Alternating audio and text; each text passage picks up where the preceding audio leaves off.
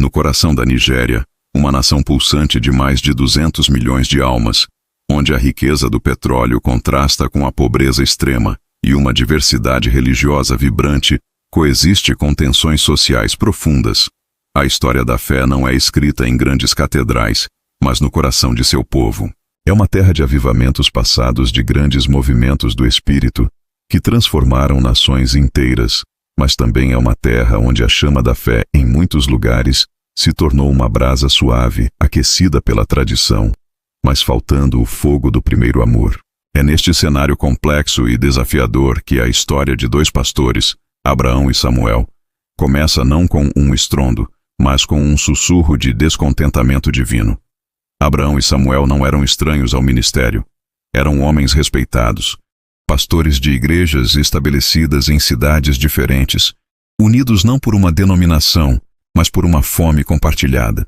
Abraão, o mais velho, era um teólogo, um homem cuja vida era um testemunho de décadas de estudo das Escrituras e oração.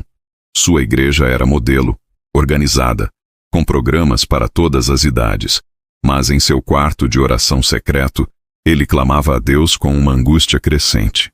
Ele via os membros de sua igreja, embora religiosos, vivendo vidas derrotadas, sem poder, sem impacto em suas comunidades. A fé deles era uma tarefa de domingo, não uma força transformadora na segunda-feira. Samuel, por outro lado, era o oposto em temperamento. Mais jovem, mais carismático, ele era um evangelista nato, com um dom para pregar que atraía multidões. Sua igreja estava crescendo em número, mas ele sentia um vazio. Ele via multidões respondendo ao altar, mas poucas transformações duradouras. Ele estava cansado de entretenimento religioso, de cultos que eram mais shows do que encontros com o Deus vivo. Ele ansiava por uma realidade crua, poderosa e transformadora, como a que ele lia nos Atos dos Apóstolos. Os dois homens, embora não se conhecessem pessoalmente, compartilhavam o mesmo fardo. Em suas respectivas cidades, eles jejuavam e oravam, não por bênçãos ou por crescimento numérico, mas por uma visitação de Deus. Eles clamavam por um avivamento, não um reavivamento emocional, mas um movimento soberano do Espírito Santo que traria arrependimento genuíno, santidade e poder à igreja nigeriana. A situação espiritual da nação pesava sobre eles. Eles viam a corrupção corroendo o governo, a violência se espalhando pelas ruas e as práticas sincréticas, misturando o cristianismo com crenças animistas tradicionais, enfraquecendo o testemunho do Evangelho. A igreja, em vez de ser sal e luz, parecia ter se tornado salgada e sem luz, impotente para mudar a maré da decadência espiritual. Foi durante um período de jejum de 40 dias que Samuel, em seu desespero, sentiu uma direção clara do Espírito Santo. Ele não ouviu uma voz audível, mas uma impressão inegável em seu coração. Vá ao norte, encontre o pastor Abraão. Há uma oração que unirá seus clamores. A direção era estranha. Abraão vivia a centenas de quilômetros de distância, em uma região diferente. Eles nunca se haviam encontrado. Mas a convicção era tão forte que Samuel, ao terminar seu jejum, arrumou uma pequena mala e pegou um ônibus para a cidade de Abraão, sem saber ao certo o que diria ou o que encontraria. A viagem foi uma jornada de expectativa e dúvida. Samuel lutou contra a racionalização, contra a voz que dizia que ele estava sendo louco. Mas a paz que acompanhava a direção o manteve firme. Enquanto isso, na cidade de Abraão, o pastor estava em uma crise semelhante. Em uma noite de oração, ele sentiu um fardo intercessor tão forte por uma geração que ele não conhecia que ele quebrou em lágrimas, clamando a Deus: Senhor, onde estão os jovens que queimarão com teu fogo? Onde estão os Samuel que desafiarão a nação? Traze-os para a frente. A chegada de Samuel à igreja de Abraão foi um momento divinamente orquestrado. Ele chegou um domingo de manhã, sem aviso, e sentou-se no fundo do santuário, observando o culto. Ele sentiu a presença de Deus no lugar, uma reverência solene, mas também sentiu a falta de poder, de espontaneidade. Quando Abraão subiu ao púlpito para pregar, Samuel sentiu uma unção imediata, uma conexão espiritual. Ele soube naquele momento que estava no lugar certo. Após o culto, Samuel pediu para falar com o pastor. Quando se encontraram no escritório de Abraão, não houve apresentações formais. Havia apenas um reconhecimento espiritual imediato. Eu sou Samuel, disse o mais jovem.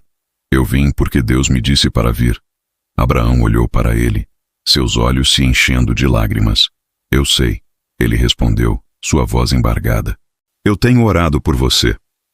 Os dois homens passaram o dia inteiro juntos, compartilhando seus corações, seus fardos, suas visões. Eles descobriram que Deus os havia estado preparando, separando, para este momento.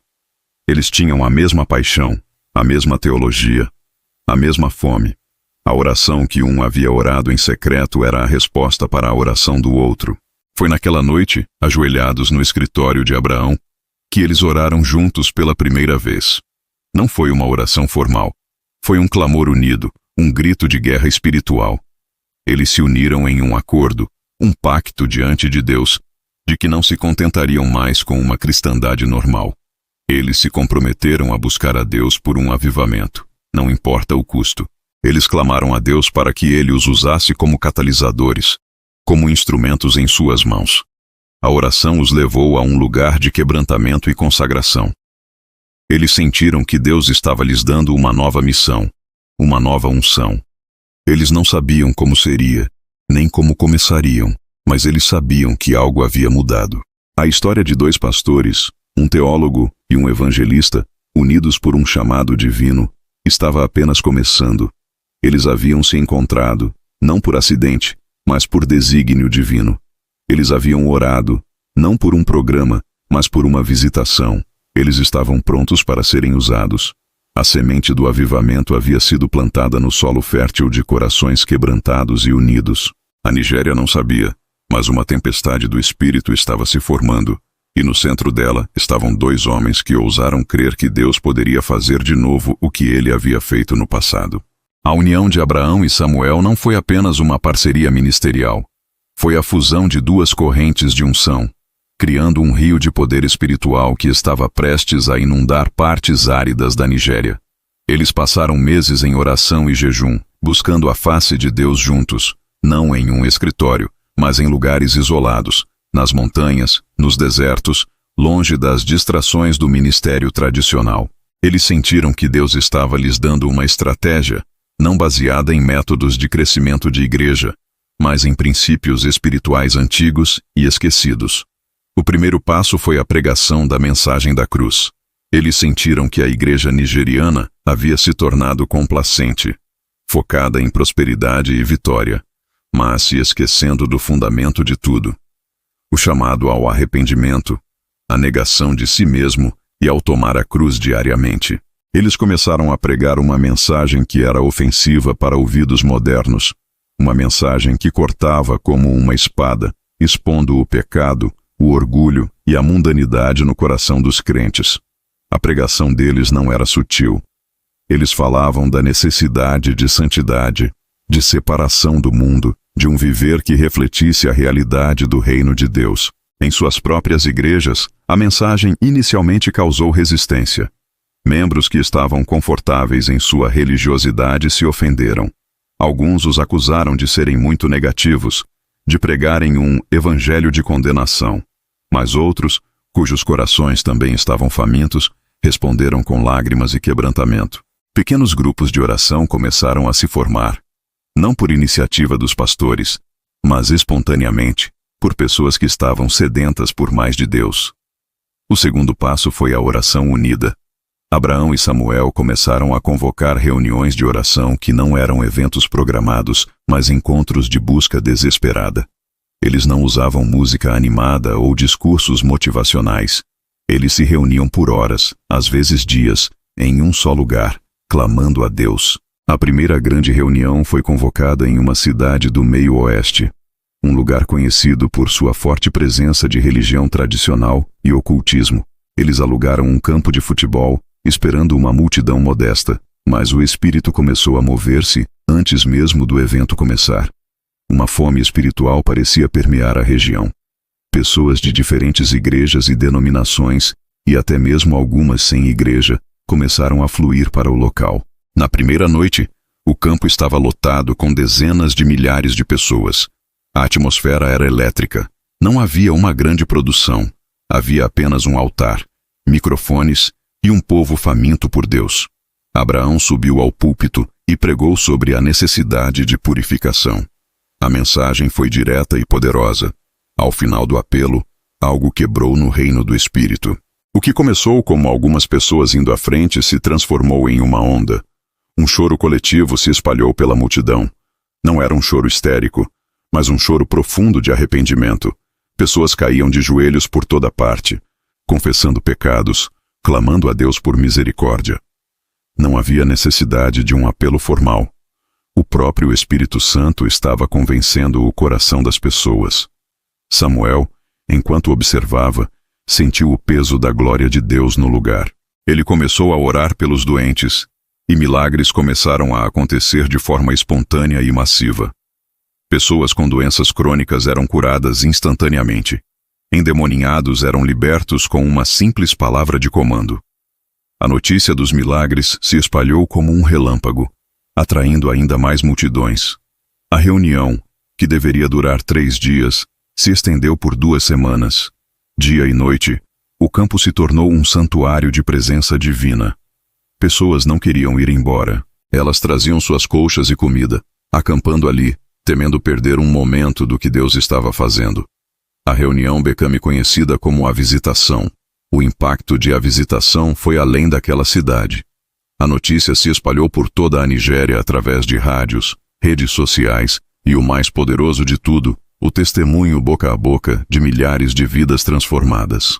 Pastores de todo o país viajaram para ver o que estava acontecendo, e muitos voltaram para suas igrejas com um novo fogo, uma nova unção. O avivamento estava começando a se espalhar, não como uma organização, mas como um movimento espiritual contagioso. Abraão e Samuel, no entanto, sabiam que o avivamento não era sobre eles. Eles se mantiveram humildes, constantemente apontando as pessoas para Jesus, não para si mesmos. Eles estabeleceram princípios para proteger o movimento do orgulho e da exploração. Eles se recusaram a formar uma nova denominação ou a centralizar o poder. Em vez disso, eles incentivaram as igrejas locais a se apropriarem do avivamento, a buscarem a Deus por si mesmas. O terceiro passo foi o discipulado e o envio. Eles sabiam que a emoção dos grandes encontros não duraria se não fosse seguida por um compromisso profundo com a palavra de Deus e com a santidade. Eles começaram a realizar encontros de treinamento para líderes, ensinando-os sobre como pastorear em um tempo de avivamento, como lidar com o sobrenatural e como manter o equilíbrio. Eles também começaram a enviar equipes de jovens, cheios do fogo do avivamento, para cidades e aldeias que ainda não haviam sido tocadas. Essas equipes, muitas vezes compostas por apenas 2 ou 3 jovens, iam sem recursos, apenas com uma fé ousada e uma mensagem de poder. Elas realizavam reuniões de rua, oravam pelos doentes nas praças e pregavam o evangelho com uma ousadia que desafiava a oposição. Milagres, conversões e o plantio de novas igrejas se tornaram comuns. O avivamento estava se tornando uma força missionária. O movimento, no entanto, não foi sem oposição. As forças das trevas não ficaram paradas. Grupos religiosos tradicionais sentiram sua influência diminuir e começaram a se opor abertamente, espalhando rumores e, em alguns casos, incitando a violência contra as equipes de evangelização. Havia também a oposição interna. Líderes religiosos estabelecidos, cujos ministérios eram baseados em tradição e controle, viam o movimento espontâneo como uma ameaça à sua autoridade. Eles acusavam Abraão e Samuel de serem emocionalistas, de causarem divisão e de permitirem o caos em nome do Espírito Santo. Abraão e Samuel enfrentaram a oposição com sabedoria e graça, mas sem comprometer a mensagem. Eles se recusaram a se envolver em disputas públicas, mas continuaram a pregar a verdade com amor, confiando que o próprio Deus defenderia seu movimento. A história de 2 pastores que começaram um avivamento estava se tornando a história de uma nação em chamas espirituais. O que começou com o clamor de 2 corações agora era o clamor de milhares. O que começou como uma mensagem impopular agora era a fome de uma nação. Eles não estavam mais apenas pregando sobre o poder de Deus. Eles estavam vendo esse poder ser liberado de maneiras que transformavam cidades inteiras. A semente havia brotado, a árvore estava crescendo, e seus frutos estavam começando a ser colhidos em toda a Nigéria. O avivamento não era mais um sonho, era uma realidade poderosa e inegável. O avivamento que começou com o clamor de 2 pastores não foi um evento que teve um início e um fim claros, mas sim uma onda espiritual que continuou a se espalhar e a se aprofundar nos anos seguintes, redefinindo permanentemente o cenário religioso da Nigéria. Abraão e Samuel, percebendo que o movimento se tornara maior do que eles, intencionalmente se afastaram do centro das atenções. Eles se recusaram a serem os gurus do avivamento, entendendo que a glorificação de homens é o veneno que mata um movimento de Deus. Eles se tornaram, em vez disso, pais espirituais, mentores e guardiões do movimento, viajando menos para pregar em grandes cruzadas e mais para ensinar, aconselhar e encorajar os líderes locais que estavam na linha de frente. O foco deles mudou de iniciar o fogo para proteger a chama, garantindo que o avivamento se aprofundasse em maturidade e não se queimasse em fumaça de emoção passageira.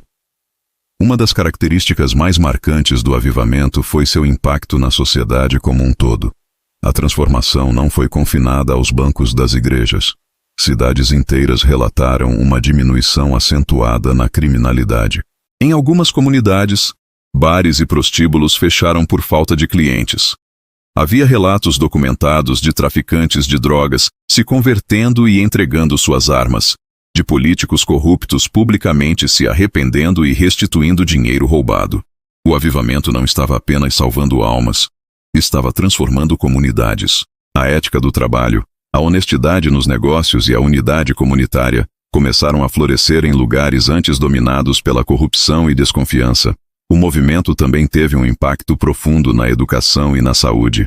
Inspirados pelo chamado para servir, muitos jovens profissionais convertidos no avivamento se mudaram para áreas carentes, abrindo escolas e clínicas modestas. O movimento gerou uma onda de compaixão social, uma compreensão de que pregar o evangelho também significava alimentar os famintos, cuidar dos doentes e educar as crianças. A fé não era mais apenas uma questão do futuro, mas uma força para o bem presente no aqui e agora. A expansão missionária foi outra consequência poderosa. O fogo do avivamento na Nigéria não se conteve dentro de suas fronteiras. Jovens nigerianos, cheios de uma paixão e uma ousadia que só um avivamento pode produzir, começaram a ir para as nações vizinhas e para outras partes do mundo.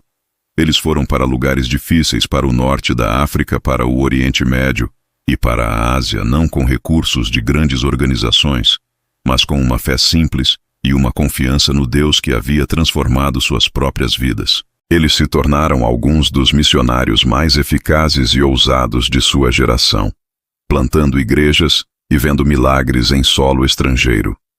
O avivamento nigeriano tornou-se uma fonte de missões para o mundo. No entanto, a jornada não foi sem desafios e perigos. A oposição, que no início era principalmente verbal, tornou-se mais organizada e violenta. Grupos extremistas, vendo o avivamento como uma ameaça à sua ideologia e poder, começaram a atacar abertamente igrejas e encontros de avivamento. Mártires surgiram, pastores e crentes fiéis que perderam suas vidas por sua fé. A perseguição, em vez de apagar o fogo, na verdade o purificou e o espalhou. O sangue dos mártires, como em todos os tempos, se tornou a semente da igreja. A dor da perseguição uniu os crentes, forçou-os a depender totalmente de Deus e removeu o superficial, deixando apenas o que era genuíno e eterno. Abraão e Samuel enfrentaram essas tempestades com uma fé que havia sido temperada no fogo. Eles escreveram cartas às igrejas, não para comandar, mas para encorajar, lembrando-os do caráter de Deus e da certeza de sua vitória final. Eles ensinaram que a verdadeira espiritualidade não é medida pela ausência de dificuldades, mas pela fidelidade no meio delas.